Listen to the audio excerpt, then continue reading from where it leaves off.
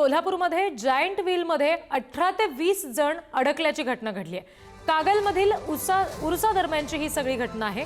अग्निशमन दलाच्या मदतीने तब्बल 5 तासाच्या प्रयत्नानंतर सगळ्यांची सुटका झाली। उरुसामध्ये जायंट व्हीलमध्ये 18 ते 20 जण अडकून पडलेले होते आणि तब्बल 5 तासाच्या प्रयत्नानंतर अग्निशमन दलाच्या जवानांनी या सगळ्यांची सुखरूप सुटका केली। त्याचा थरार सध्या आपण बघतोय। कोल्हापूरमध्ये जायंट व्हीलमध्ये 18 ते 20 जण अडकले होते। एका उरुसा दरम्यान ही सगळी घटना घडली। कागलमध्ये जायंट व्हीलमध्ये 18 ते 20 जण अडकून पडलेले, त्यांची 5 तासांच्या अथक प्रयत्नानंतर अग्निशमन दलाच्या जवानांनी सुखरूप सुटका केली।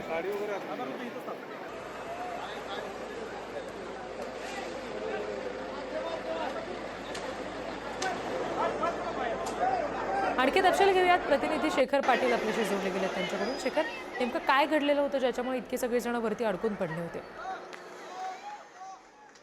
रिद्धी, कोल्हापुरातल्या कागल या ठिकाणी गहिनीनाथ गैबी पीर हा एक उरूस असतो दरवर्षी आणि त्या उरुसानिमित्त अनेक पाळणे जे आहेत ते या ठिकाणी आलेले आहेत आणि त्याचाच आनंद लुटण्यासाठी काही नागरिक जे ते या पाळण्यामध्ये बसले होते।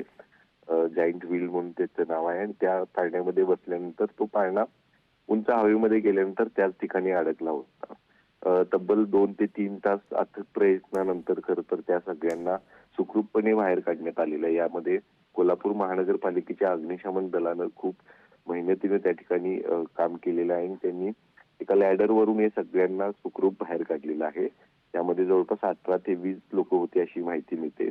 मात्र अशा पद्धतीनं पाळण्यांची त्या ठिकाणी उरुसामध्ये आलेल्या पाळण्यांची त्या ठिकाणी पाहणी होत असते का, अशा पद्धतीने अनेकांचे जीव धोक्यात जे ते त्या ठिकाणी जात असतात। मात्र सुदैवाने यामध्ये कुठलीही दुर्घटना घडलेली नाही। सर्वांनाच तब्बल 4 ते 5 तासांच्या अथक प्रयत्नानंतर सुखरूपपणे बाहेर काढण्यात आलेलं आहे। रिद्धी जी शेखर, धन्यवाद दिलेल्या माहितीसाठी।